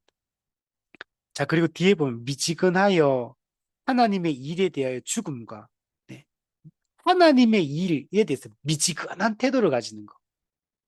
우리 같이 모여서 합심해서 예배 드립시다. 합심해서 우리 교회를 위해 기도하고 세상을 위해 기도합시다. 했는데 왔는데 그냥 기도도 뜻도 미지근하고 예배 참석하자 했는데 예배도 나오지도 않고 예, 우리 같이 가서 열심히 성도들을 돕고 섬기고 전도합시다 했는데 무반응, 예, 무참석. 예. 근데 뭐 하자 그러면 뭐 비판, 게 막 늘 부정적이에요. 뭐 교회가 뭐 이렇게 열심히 한번 해봅시다 이렇게 했는데 뭐 마음을 막 으쌰 막 같이 막 그 선한 일이면 하려고 애를 써야 되는데 그냥 하느니 마느니 그냥 뒤에 그냥 멀뚱히 서가지고 그냥 무관심하고 참여도 안 하고 적극적이지 않고 이러면 안 된다. 얼마나 하나님이 그죠? 섭섭하시겠습니까? 사람도 이렇게 섭섭한데 하나님 얼마나 섭섭하시겠어? 우리가 성경적으로 맞는 얘기를 하면 반응을 해야 돼요. 이게 말씀도 올바른 말씀이 전해지면 아멘하고 받아들여야 돼요. 이런 사람도 있어요. 그냥 나 이미 다 아는 거다 그 얘기. 다 아는 얘기면은 다 아는 얘기니까 그냥 뜨뜻미지근하게 들어. 근데 뭔가 새로운 이야기, 뭔가 좀 더 깊이 있는 이야기 하면 또 눈 초롱초롱 하다가 아는 얘기를 반복하고 아는 얘기를 강조하면 또 미지근하게 반응하고 그냥 재미없는 것처럼 그냥 나 다 알고 있는데 뭐 그냥 지식만 알고 있으면 뭐합니까? 성도는 그런 사람이 아니거든요. 똑같은 이야기를 100번, 1000번을 해도 항상 그 말이 하나님 기뻐하는 거기 때문에 그게 아멘, 동의하고 반응하고 적극적으로 행동하는 거예요. 예, 복음에 대한 이야기를 할 때도 우리 이미 복음 내 다 아는데 뭐. 다 안다고 해서 그러면 그냥 그렇게 반응이 되고 새로운 지식이 들어올 때만 그러면 반응하고 아주 잘못된 태도예요. 성도는 성경에 하는 기뻐하는 메시지가 딱 선포되면 항상 그게 반복적이고 똑같은 얘기를 100번, 1000번 하더라도 그게 이제 반응하는 사람이 성도인 거예요. 이게 이런 태도가 매우 잘못된 거. 또 하나님에게서 멀어지는 거. 네. 이런 거 전부 다 이거 우상숭배인 거죠. 하나님에게서 멀어지는 게 우선 기도를 안 하는 걸로 나타나겠죠. 성경을 통해서 하나님과 깊이 있는 교제를 하려고 성경을 읽고 또 읽고 또 읽고 또 읽고 해야 되는데 또 배우고 또 배우고 해야 되는데 예배 드리는 것도 뜨뜻미지가. 주일 예배 한 번 드리면 뭐 다른 예배는 뭐 그냥 있든 말든 뭐 관심이 없어. 성경도 집에 던져놓고 일주일 내도록 한두 장 읽을까 말까 하고 기도도 기도도 밥 먹을 때 기도밖에 안 해. 밥 먹을 때 기도. 그것도 그냥 하나님 감사합니다. 그냥 바로 먹고 그죠. 뭔가 이제 그 하나님께 관심이 없어. 그냥 뭐 돈 버는 일, 부동산, 주식 투자 막 이러면 눈이 초롱초롱해지고 막 매일 머리가 팽팽 들어가고 막 책 사가 공부하고 유튜브 찾아가 공부하고 하면서 하나님에 대한 얘기하면 맹숭맹숭하고 냉랭하고 무감각하고 찬양하자 그러면은 막 가요 부를 때는 막 그렇게 막 크게 부르던 사람이 노래방 가면 막 춤추면서 부르는 사람이 찬양만 부르면 희발이가 없어 그냥 그지 부른지 마는지 뭐 통성으로 기도합시다 했는데 막 기도도 안 해 막 그냥 입에서 오물오물오물 영적인 일에 관심이 없는 거 하나님에 대한 관심이 없는 그냥 지옥만 안 가고 싶고 그냥 하나님을 이용해가 이 세상에서 잘 먹고 잘 사는 거 평안하고 그냥 그것만 확보되어지면 딱히 뭐 하나님에 대해서 더 알고 싶은 마음도 없고 하는 게 멀어져 있는 거야. 하나님에게서 냉랭해. 우리 사람도 그렇잖아요. 사람 만나면 저 사람이 나한테 저 사람 나한테 무관심하구나. 나를 무시하는구나. 나한테 나를 중요하게 생각하지 않는구나. 사람도 다 느끼는데 심지어 강아지, 고양이도 다 알잖아요. 잘해주는지 주인이 잘해주는지 나 싫어하는 좋아하는지 다 알잖아요. 강아지도. 그러니까 하나님이 그러면 모르겠습니까? 그냥 하나님에 대해서 너무 무례하고 너무 무관심하고 하나님을 그냥 투명신인 것처럼 막 취급하고 하나님은 내 옆에 없는 분, 저 멀리 계신 분, 초월해 계신 분, 내 삶에 관여하지 않는 분. 근데 하나님이라는 존재가 그냥 저 어떤 그냥 그죠 성경 속에 있는 저 멀린 그는 신화적 존재에 불과한 거죠. 그리고 또 배교하죠 사람들. 하나님 교회를 안 다운 사람도 많고 또 교회를 나오긴 나와도 근데 늘 졸고 관심도 없고 그냥 지옥 안 가기 위해서 그냥 기본적인 형식만 갖추어서 종교적 의무만 기본적으로 해서 지옥만 안 가면 된다. 그냥 내 마음의 평안을 위해서 약간의 도움을 받기 위해서 잠깐 오지만 더 이상의 요구도 하지 말고 더 이상의 어, 나한테 뭔가 하라고 하지도 말고 내가 알아서 그냥 한다. 이것도 배교죠, 이미. 교회 안에 있는, 나간다고 배교만 있는 게 아니라, 교회 안에 있으면서도 하나님께 아무 관심 없는 게 그 배교한 거죠, 이미. 이런 것도 다 일계명을 어기는 거야. 또 성도들이나 천사들 혹은 다른 어떤 피조물들에게 하든지 종교적 예배를 드리는 것과 마귀와 의논하며 그의 암시에 귀를 기울이는 것. 이것도 다 우상숭배죠. 예, 하나님께 기도하고 하나님을 의지하고 하나님의 도움을 요청해야 되는데 실제로 자기 자신을 의지하고 다른 어떤 어, 존재를 의지하고 나를 도와줄 만한 어떤 힘 있는 권세 있는 유력한 인간들을 의지하고 이런 건 전부 다 일계명을 어기는 거죠. 또 어떻게 보면 사람들을 우리의 신앙과 양심의 주로 삼는 거. 네, 사람을 그렇게 삼는 사람이 신앙의 대상. 우리 아버지, 돈 많은 우리 부모님, 내 의지의 대상. 예, 좋은 남자, 좋은 여자만 저 인생 팔자 고치자. 그거 다 이제 사람을 의지하는 거죠.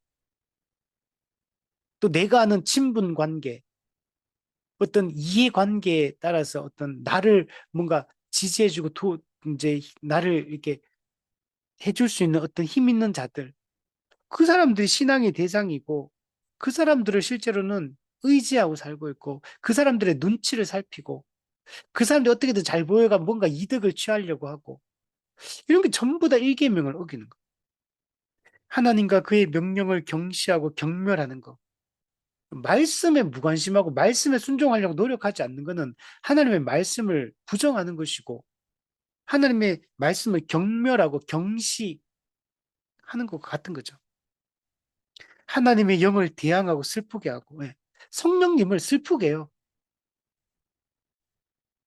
하나님의 백성답게 살지 않으면 성령이 우리 안에 내주하는 성령이 슬퍼하시잖아요.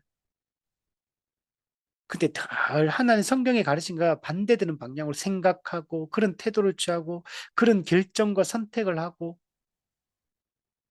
이런 것들이 전부 성령을 대항하는 것이고 슬프게 하는 것. 하나님의 경륜에 대해 불만스러워하고 참지 못하며 하나님이 하시는 일을 마음에 안 들어 해요. 하나님의 이 구속 경륜에 대해서도 별로 기뻐하지 않아요. 그냥 뭐가 내가 원하는 것이 내 뜻대로, 내가 원하는 때에 내 방식대로 뭔가 이루어져야지만 그게 하나님이 나를 사랑하는 거고, 내가 원하는 것들을 기도했던 것, 내가 그게 안 이루어지면 그 하나님을 그냥 부정적으로 하나님께 원망하고 불평하고 불만스럽게 생각하고 불만족하고 하나님이 선하시고 하나님 행하시는 모든 일은 우리의 이해를 초월해서 우리가 가장 좋은 것으로 행하시는 분이라는 걸 믿지 못하고 뭐든지 내 뜻대로 돼. 내가 원하는 때 내 뜻대로 내가 원하는 그 일이 성취돼야지만 뭔가 하나님이 나를 사랑하는 거고 안 그러면 원망하고 불평하고 하나님의 사랑을 의심하고 이스라엘 백성들이 그 말라기 성경에 보면 하나님을 완전 의심하거든요. 하나님이 언제 우리를 사랑했습니까? 모든 게 자기 뜻대로 돼야지만 그게 하나님을 사랑하는 증거라고 생각합니다. 또 우리에게 주신 재난에 대하여 어리석게 하나님을 원망하는 것과 네. 자, 우리가 살다 보면 재난을 당하잖아요. 고난을 닥쳐요. 근데 그걸 다 하나님을 원망하는 거예요. 병에 걸려도 하나님 원망하고 뭐 가다가 넘어져가 코가 깨져도 하나님을 원망하고 뭐 취업이 안 돼도 하나님 원망하고 결혼 못 해도 하나님 원망하고 자녀가 어려움에 처해도 하나님 원망하고 다 하나님 원망해. 근데 그게 전부 다 그게 하나님 때문에 된 게 아니고 내가 죄 짓고 내가 타락하고 내가 잘못된 선택을 하고 내가 그런 행동을 하고 반복적으로 하고 돌이키지 않고 그래서 당하는 고통들인데 대부분이 원죄의 결과로 당하는 고통, 자범죄의 결과로 당하는 고통, 스스로 자초하는 고난. 그럼 이런 게 우리 인생의 대부분 아닙니까? 하나님이 우리한테 어 하나님이 우리 골탕 먹이려고 갑자기 막 어려운 일 당하게 만들고 막 코 깨지게 만들고 난 잘못한 것도 없는데 막 이상하게 막 괴롭히려고 막 하는 이럴 게 없잖아요, 그런 게. 근데 뭐 우리는 다 이게 문제 생기면 다 하나님을 원망하잖아요. 그죠? 그 다 내가 잘못했는데 내가 잘못했는 걸 가지고 하나님께 막 원망하고 이런 것들도 일계명을 어기는 거예요. 또 우리들의 됨됨이나 소유나 능히 할 수 있는 어떤 선에 대한 칭송을 행운이다 말하고 막 우상에게 돌리고 자기 자신한테 그 영광을 돌리고 다른 피조물에게 영광을 돌리고 우리가 어떤 됨됨이 소유 뭔가 우리가 행한 어떤 선 그러면 우리가 이렇게 된 거에 대해서 우리가 이런 존재가 되고 이런 우리가 어떤 성취를 하게 되고 뭔가 잘 되거나 또는 우리 영광을 하면 그 칭송과 영광 하나님께 돌려야 돼. 하나님께 은혜를 영광을 돌려야 되는데 이거는 그냥 우연히 이렇게 됐다. 행운이다. 이렇게 생각하든지, 다른 우상에게, 아니면 또는 내가 잘나가지고, 내가 잘해가지고 이렇게 됐다. 그걸 교만하고, 이렇게 해서는 안 된다는 거죠. 우리는 모든 것을 오직 하나님께 영광이라는 이 원리를, 하나님께 영광을 겉으로는 우리가 내가 수고하고 노력하고 뭔가를 성취해내고 했다 하더라도 내가 그렇게 할 수 있도록 하나님이 은혜를 베풀어 주시기 때문에 그런 결과가 나오는 것이고, 하나님 우리를 보호해주고 지켜주기 때문에 내가 이 자리에 있는 거고, 우리 삶 속에서 우리가 소유를 갖게 된 것도, 우리의 됨됨이도, 우리가 어떤 성취도, 모든 선행도 내 스스로의 힘으로 한 게 아니잖아요. 하나님의 은혜가 있기 때문에 이렇게 할 수 있는 거예요. 하나님이 나를 영적으로나 육적으로나 지켜주지 않았다면, 하나님이 우리에게 자원들을 허락해 주지 않았다면, 악한 것들을 하나님이 막고 우리를 보호해주지 않았다면, 우리가 지금 이 자리에, 오늘 이 자리에 앉아있어, 어떻게 하냐, 사고가 날 수도 있고, 죽었을 수도 있고. 근데 지금 이렇게 우리 앉아서 이렇게 일상을 살아갈 수 있는 이 자체가 그것도 은혜잖아요. 그죠? 그래서 우리는 생각해보면 우리가 이게 하나님 은혜가 아니다, 아닌 거다, 내가 이건 성취한 거고 내 노력의 결과다라고 말할 수 있는 게 없다는 것들을 우리가 알 수가 있습니다. 그래서 우리 이런 것들을 금지해야 된다. 104문을 보면, 그러면 우리가 이 1계명이 우리는 요구하는 게 뭐냐? 1계명에 요구된 의무는 하나님께서 홀로 참되신 하나님이시다. 예, 홀로 유일하게 한 분 하나님.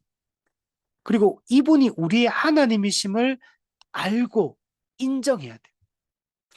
우리가 하나님을, 성경의 이 하나님을, 참된 하나님을 알고 인정한다면 그 인정하는 열매가 맺혀야 되는 거야. 실제 삶을 그렇게 살아가야 되는 거죠. 말로는 하나님 믿습니다. 그랬고, 행동하는 것은, 선택하는 것은 하나님 안 믿는 사람처럼 행동하고 결정하고, 이렇게 하면 그거는 하나님을 믿는 게 아니라는 거죠. 따라서 우리는 오직 그만을, 하나님만을 생각하고, 그분을 묵상하고, 그분을 기억하고, 그분을 높이고, 공경하고, 경배하고, 그분을 좋아하고, 사랑하고, 사모하고, 경외함으로 하나님에게만 예배하고 그분만 영화롭게 영광을 여러분 돌려야 된다는 거예요. 그래서 우리 아까 얘기했던 파이브 솔라, 오직 하나님께 영광을, 오직 하나님께 영광을 위해서 우리는 살아가는 거예요. 나를 위하여 살아가는 게 아니에요. 근데 이계명에 보면 너를 위하여 만들지 말라, 형상을 만들지 말라 이렇게 있거든요. 너를 위하여. 그러니까 하나님을 하나님으로 인정하고 이렇게 섬기지 않으면 전부 다 하는 행동들이 다 누구를 위한 거냐면 자기 자신을 위해서 하는 행동들이 전부 다. 오직 하나님의 영광을 위해 살려고 했는데 사람은 자기 중심성 때문에 자기 영광을 위해서 살게 돼요. 이거는 일계명을 어기는 거라는 거. 우리는 오직 하나님께 영광을. 그래서 이걸 사도 바울은 뭐라 그랬냐면 먹든지 마시든지 무엇을 하든지 다 하나님의 영광을 위하여 하라 이렇게 말해요. 이사야 말씀에 보면 하나님의 영광을 위하여 우리를 창조했다라고 말합니다. 하나님이 우리를 창조하신 목적이 우리의 영광을 위한 게 아니라 하나님의 영광을 위하여 우리를 창조하신 거예요. 우리는 하나님의 형상이기 때문에 하나님의 영광을 위해서 살아야 되고 하나님의 영광을 반영하는 존재로 사는 게 사람의 의무인 겁니다. 모든 피조물은 창조주 하나님께 영광을 돌리고 그분을 예배해야 될 의무가 있는 겁니다. 구속받은 신자들은 우리를 구원하신 그 구속주 하나님을 예배하고 그분의 말씀에 순종해야 될 의무가 있는 겁니다. 지금 불신자들은 그 하나님을 예배해야 될 의무를 지금 방기하고 있는 거. 하나님을 존재를 인정하고 그분을 바르게 알아가고 그분의 존재에 걸맞게 그분을 예배해야 될 의무가 있는데 그걸 지금 거부하고 있는 거. 그래서 하나님을 믿지 않는 게 가장 큰 죄가 되는 겁니다. 제가 예전에도 한 번 얘기했는데 제 친구 중에 교회 안 다니는데 너무 착한 친구가 있어요. 저는 그 친구를 근데 중고등학교 때부터 알았는데 야, 정말 착하다. 교회를 안 다니는데 지금도 한 번씩 이게 보는데 1년에 한두 번씩 보는데 만나보면 진짜 애가 마음이 따뜻해요. 교회 안 다니는데도. 따뜻하고 친절하고 의리가 있고 사람이. 어떻게 교회를 안 다니는데 저렇게 하지? 이렇게 생각이 막 들어요. 그래서 제가 예전에 무슨 생각을 했냐면 아니 교회 다니는 나보다 저 친구가 더 훌륭해 보인다라고 저는 생각했거든요. 태도나 생각이나 어떤 그런 것들이. 그거 제가 한동안 고민했던 게 근데 그 친구 말고 또 다른 사람도 있었는데 제가 볼 때는 그 불신자인데도 안 믿는데 너무 훌륭해 보여 사람이 인격이 인품이. 근데 저 사람은 예수 안 믿는 것 때문에 지옥 간다고 성경이 얘기하니까 야 이게 맞나? 교회 다녀도 태도나 생각이나 너무 자기중심적이고 이렇게 성숙하지 못한 이런 마음씨를 가지고 있는데 아니 교회 다닌다는 이유로 천국 가고 더 선해 보이는 더 훌륭해 보이는 그런 사람은 지옥 간다고 말하니까 야 이게 제가 한동안 이게 청년 때 이게 참 야, 이게 맞나 이게 진짜 이게 이런 생각이 들더라고요.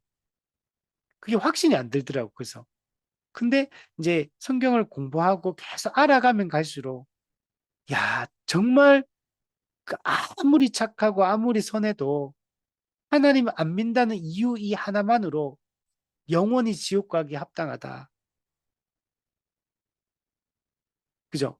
좀 미성숙하고 좀 약간 자기중심적인 하다 예수 믿는 게 더 나은 거야. 아무리 도덕적으로 선해도 예수 안 믿는 것보다 좀 부족하고 좀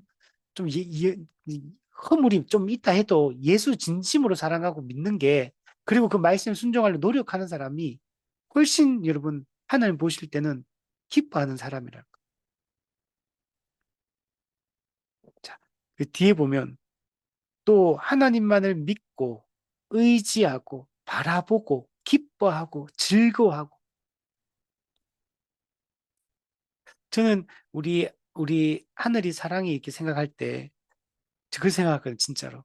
세상에 잘 되는 것도 중요하겠지만 진짜 하나님 우리 아들 딸이 스스로 하나님의 은혜를 갈구하고 찾고 말씀 스스로 말씀 읽으려고 하고 스스로 기도하고 하나님을 스스로 의지하고 예배 드리려고 하고 정말 이런 사람이 되는 게 가장 중요하고 예배 드리는 걸 기뻐하는 사람, 복음을 전하려고 하는 사람, 이런 아이가 된다면 뭐 좀 좋은 대학교 못 가고 좀 돈 잘 못 벌고 뭐 좀 가난하게 살고 그거는 아무 문제가 안 되는 하나님을 바르게 알고 잘 믿고 스스로가 하나님을 의지하는 사람이 된다면 나머지는 하나님께 다 맡겨도 된다. 알아서 다 한다. 네. 근데 만약 그렇지 않으면 뭐 세상적으로는 아무리 잘 나가도 평생 믿는 부모의 근심거리가 되는 거죠. 늘 불안하고 늘 불안정하고 세상적으로는 안정적인데 근데 영적으로 불안정하면 항상 불안하게 느껴진다. 항상 뭔가 마땅히 돼야 될 알맹이 없는 속빈 강정처럼 이런 그냥 사람이 돼버리는 거죠. 그 우리는 이 일계명 또 그래서 그분을 알고 기뻐하고 즐거워하는 사람들 또 그에 대한 열심을 가지고 그를 불러 모든 찬송과 감사를 드리고 하나님에 대한 열심이 있어야 돼. 하나님에 대한 열심. 이거는 내가 노력하는 게 아니잖아. 은혜가 주어지니까 하나님에 대한 열정이 생기는 거죠. 그리고 은혜 받은 사람이 열정이 없는 사람이 없어. 은혜 받으면 다 하나님에 대한 열정, 교회에 대한 열정, 복음에 대한 열정, 사람에 대한 열정, 주어진 일에 대한 열정, 인생에 대한 열정을 갖게 돼 있어요. 은혜가 없으면 게을러지고, 은혜 있는 사람은 열정적으로 시간을 쪼개서 사용하고, 열심히 남을 위해서 살아가고, 자기는 희생하며 살아가고, 이런 사람이 되는 거잖아요. 또 전인격적으로 그에게 모두 순종하고 복종하며 그를 기쁘게 하기 위하여 범사에 조심하고, 예. 은혜 받으면 전인격이 지정의를 다 동원해서 하나님의 뜻대로 살려고 애써야 되죠. 그래서 범사에 조심해요. 하나님이 기뻐하지 않는 것을 안 하려고, 예를 들어서 죄를 안 지으려고, 하나님 기뻐하는 것을 하려고 이렇게 노력하게 되죠. 범사에 조심해요.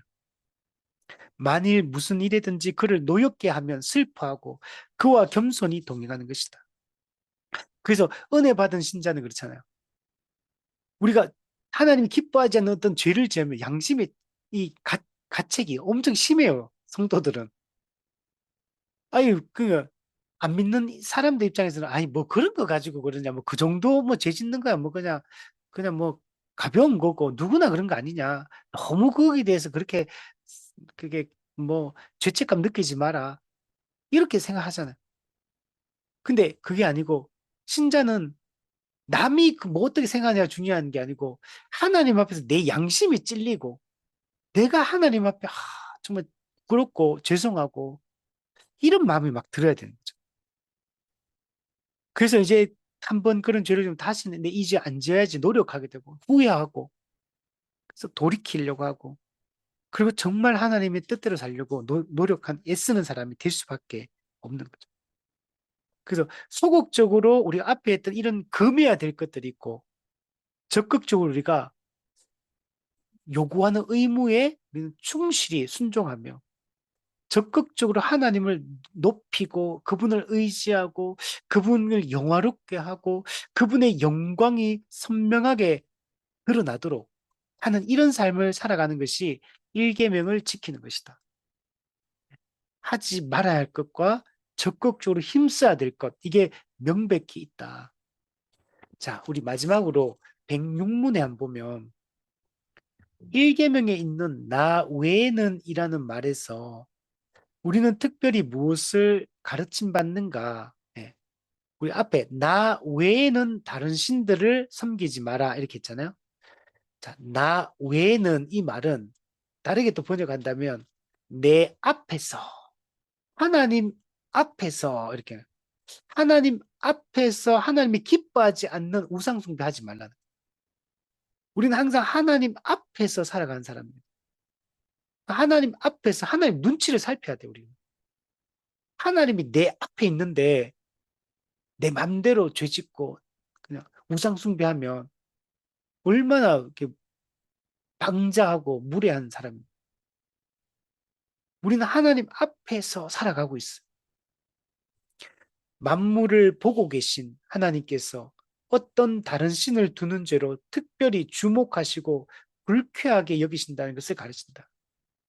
제가 지금 구약 성경을 통독하고 있는데 하나님이 우상 숭배에 대해서 불쾌하십니다.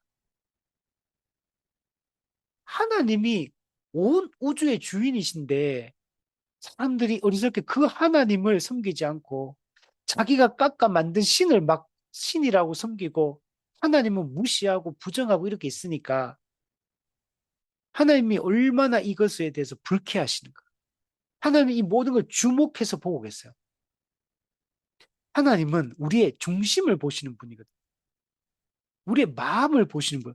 우리가 정말 하나님을 알고 그분을 기뻐하고 그분께 영광을 돌리는지 하나님은 다 아시잖아요.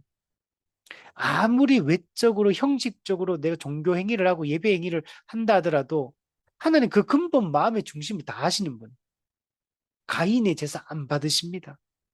이사야서나 말라기서에 그들이 헛되게 드리는 그 헛되게 드리는 제사들 하나님이 불쾌히 여기시고 성전문을 닫으라 그러고 하시고 역겹다고 말씀하시고 다시는 이런 흠 있는 재물들 가지고 오지 말라 그러고 제사라는 행위를 한다고 예배라는 행위를 한다고 하나님 기뻐하는 분이 아닌 거죠. 하나님은 우리가 그 또 사도행전에 보면 주 예수의 이름으로 막 기적을 행하려고 한 사람이 있거든요. 예수 이름 부른다고 해서 그게 하나님 받으시는 게 아니에요. 바울의 몸에 있는 손수건이나 어떤 물건이 딱 닿으면 사람이 병이 나. 근데 그걸 흉내 내려고 하고 예수의 이름으로 그걸 구한다고 해서 그 능력이 나타나는 게 아닌 거죠. 우리가 어떤 동기로 하느냐, 하나님의 정한 방법이냐 아니냐, 이 모든 걸 하나님은 다 주목하고 살피시는 거예요. 그래서 밑에 보면 이것은 이 죄를 범하지 못하게 막으며, 자, 이것은 뭘 말하냐면 앞에 있는 하나님은 모든 것을 주목하신다는 거, 다 살피신다는 거. 하나님이 우리 앞에서 모든 걸 주목하여 살피고 판단하시는 분이기 때문에 우리가 이렇게 한다는 걸 알고 있으면 어떻게 돼요? 이 죄를 범하지 못하게 막으며, 그러면 우리가 그 하나님 앞에 이런 죄를 짓지 않게 되겠죠. 예. 우리가 이 하나님이 모든 걸 지켜보고 있다, 감찰하고 있다, 불꽃 같은 눈으로 우리를 지켜보고 있다라는 걸 안다면 우리가 죄를 억제하잖아요. 우리가 죄를 조심하잖아요. 이걸 잊지 말아야 된다. 나 외에는 이만 내 앞에서 우리는 하나님의 불꽃 같은 눈동자로 다 살피시고 판단하시 심판하신다는 걸 안다면 함부로 죄를 짓고 이렇게 못하겠죠. 또한 가장 파렴치한 격동으로 중대하게 보여줄 뿐만 아니라 말이 조금 어려운데 이 무슨 말이냐면 우상숭배가 가장 파렴치한 그런 범죄라는 사실을 알게 된다는 거. 우리가 하나님 앞에서 딱 서서 하나님이 모든 걸 살피신다는 걸 생각을 해보면 하나님 앞에 뭐가 가장 파렴치한 범죄냐? 영적 간음, 우상숭배가 가장 파렴치한 범죄라는 사실을 우리는 알게 된다는 거. 그러면 이런 거 조심한다는 거. 근데 하나님이 모든 걸 살피고 다 보고 계신다는 사실을 생각을 안 하면 하나님이 주목하여 내 말, 태도, 행동, 결정 다 보고 계신다는 걸 생각 안 하면 죄 짓는 것도 쉽고 우상숭배하는 것도 쉽게 하게 되는 거. 또한 우리가 이걸 생각하면 세 번째 보면 우리가 주를 섬기는 일에 무엇을 하든지 그의 목전에서 하도록 설복시키는 논정이 될 것이다. 정말 우리가 무엇을 하든지 하나님의 목전을 앞에 있고 우리가 모든 것을 그분의 영광을 위하여 우리를 설득한다는 것. 이런 생각들이 죄 짓는 걸 기뻐하기보다 하나님이 기뻐하는 뜻대로 살도록 우리를 설득해서 그 일을 행하도록 추진력을 부여해 주는 게 하나님 앞에 서 있다. 하나님 모든 걸 보고 있다. 이 생각을 잊지 않으면 된다. 우리가 이걸 코람데오 이렇게 신전의식 하나님 앞에서 이렇게 말이죠. 하나님 앞에서 살아가는 우리. 이걸 잊지 않으면 우리가 함부로 우리가 어떤 결정을 내리거나 하나님 보고 있다면 함부로 못 하잖아요. 우리가 심지어 사람도 그렇잖아요. 내 혼자 있을 때는 더 우리의 적나라한 본성이 더 잘 드러나요. 가감없이 나타나니까. 근데 우리가 내 옆에 누군가 한 명이 서 있어. 친구든 뭐 아는 사람이든. 그러면 거기서, 그죠? 조심하는 거죠. 욕도 조심하고, 행동도 조심하고, 선택도 조심하고, 다른 사람을 대하는 태도도 조심하고, 사람이 한 명이 옆에 서 있어도 그 사람 눈치를 보고, 그 사람이 나를 어떻게 볼까, 이런 거 그걸 다 신경 쓰고 하잖아요. 근데 하나님은 그 사람 우리를 심판하는 심판자도 아닌데도 불구하고, 우리 체면 때문에 그런 사람의 눈치를 살피는데, 하나님은 심판자이신 거예요. 하나님은 창조주이신 분이에요. 그분은 거룩하고 이로운 분이에요. 그분이 우리 앞에 딱 있다면 우리가 항상 정말 하나님 앞에서 내가 조심해야지. 이렇게 하면 안 되지. 하나님 기뻐하는 뜻대로 내가 행동해야지. 그래서 하면 이렇게 우리는 하게 된다는 거죠. 그래서 나 외에는 내 앞에서 예, 우리는 하나님 앞에서 살아가고 있다는 이 사실을 우리 잊지 말고 하나님 우리 모든 것을 우리 앞에서 모든 걸 보고 계시다. 다 감찰하신다.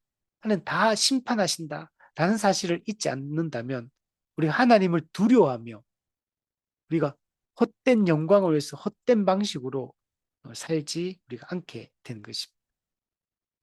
자, 정리해 보면 오늘 우리 10계명 1계명에 대한 얘기를 했습니다. 1계명은 모든 계명의 기초다. 그래서 1계명이 무너지면 나머지 계명은 다 무너진다. 1계명을 통과하지 않으면 다른 계명으로 나아갈 수 없다. 그래서 우리 1계명을 확실하게 받아들여야 된다. 하나님 외에는 다른 신은 없다. 오직 성경에 하나님밖에 없다. 그래서 성경에 하나님이 성경을 계시해 주셨다. 그 특별 계시, 기록된 말씀으로 그분이 우리는 어떤 분인지 알 수 있고, 우리가 성경을 통해 그분이 어떤 바르게 알아야지만 바르게 예배하고, 유일한 예배의 대상이신 하나님께만 우리가 경배를 드리며 살 수 있다. 우리는 사람의 눈치를 보는 자가 아니라 하나님의 눈치를 보며 우리는 살아가야 된다. 사람이 어떻게 평가하고 뭐라고 말하느냐가 중요한 게 아니라 하나님이 우리를 어떻게 보시는가가 중요하다.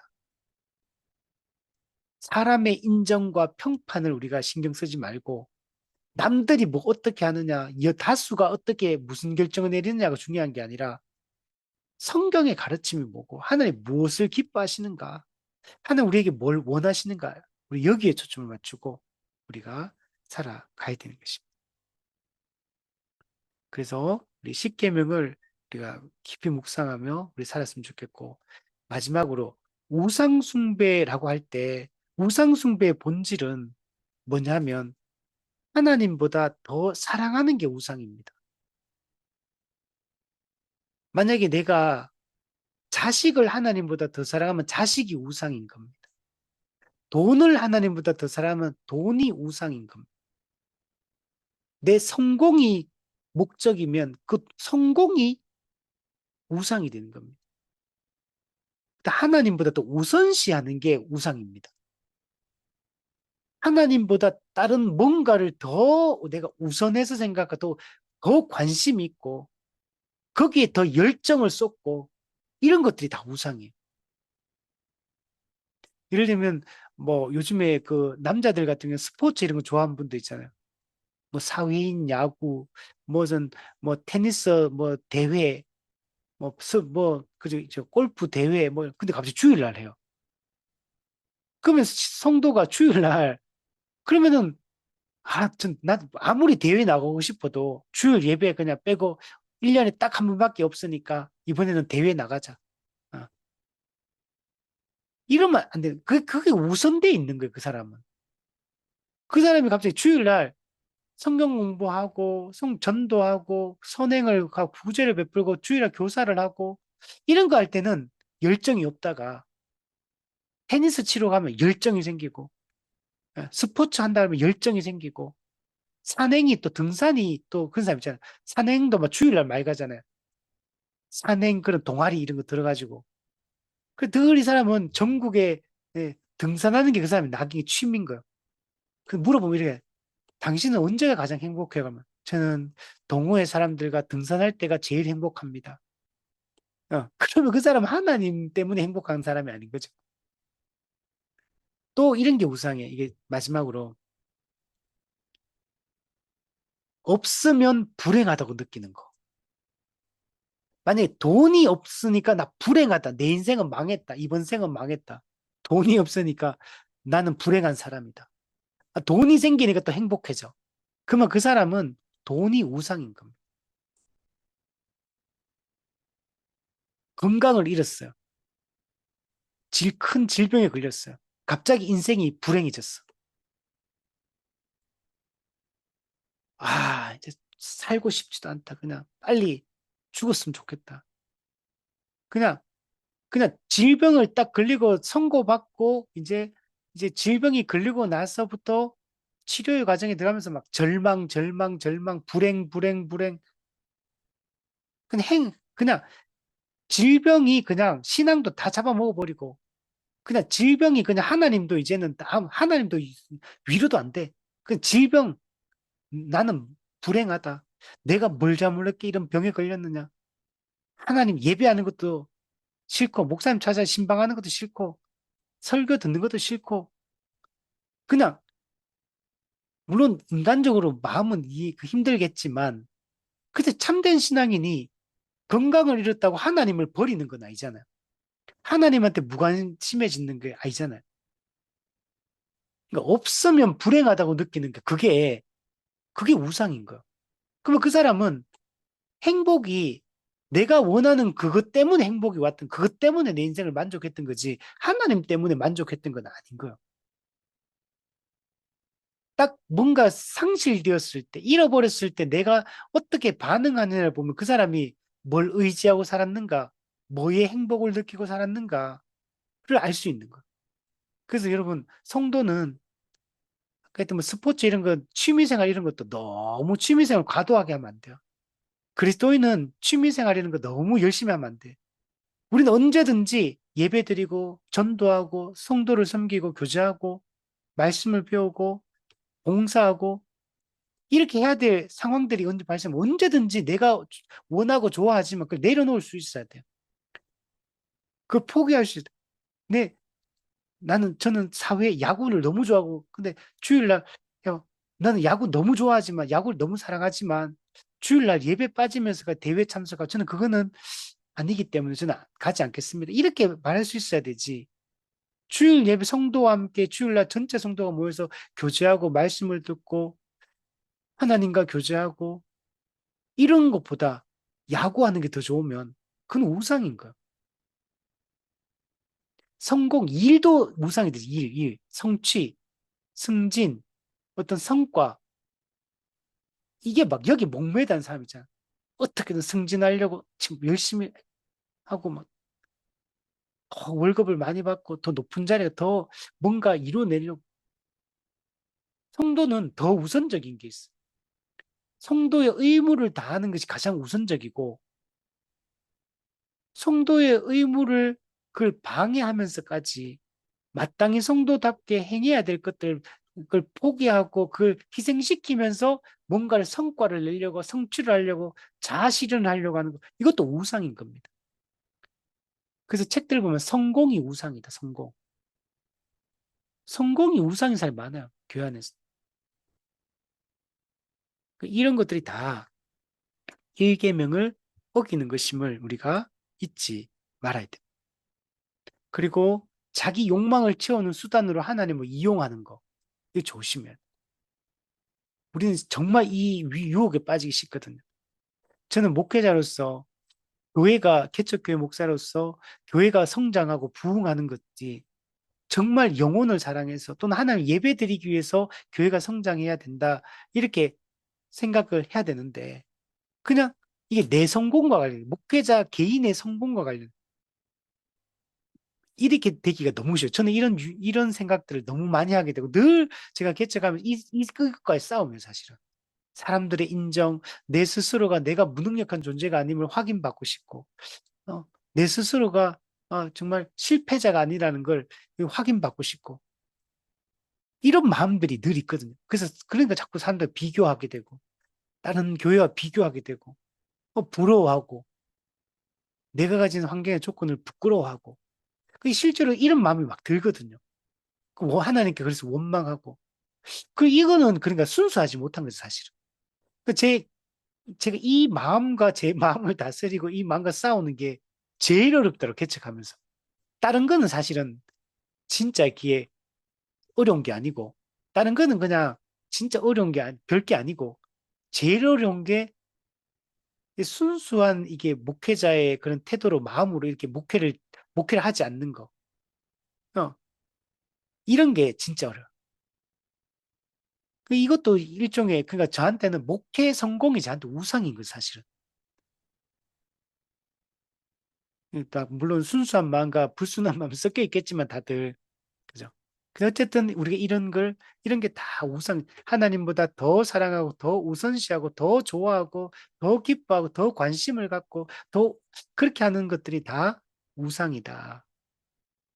또 이런 것들, 젊은 사람, 로맨스, 남녀 간의 그 로맨스. 이게 우상인 경우 되게 많아요. 이런 거 다 중독되는 거 다 우상이고, 다 조심해야 될 부분이다. 성도는 뭐든지, 언제든지 하나님을 택하게 버릴 준비를 하고 언제든지 과감히 포기하고 그게 성공이든 직장이든 돈이든 버릴 각오가 돼 있지 않으면 그저 주를 따를 수 없다. 세상과 재물을 겸하여 섬길 수 없다. 이걸 우리가 잊지 않았으면 좋겠습니다. 우리 오늘은 여기까지 우리 하도록 하겠습니다.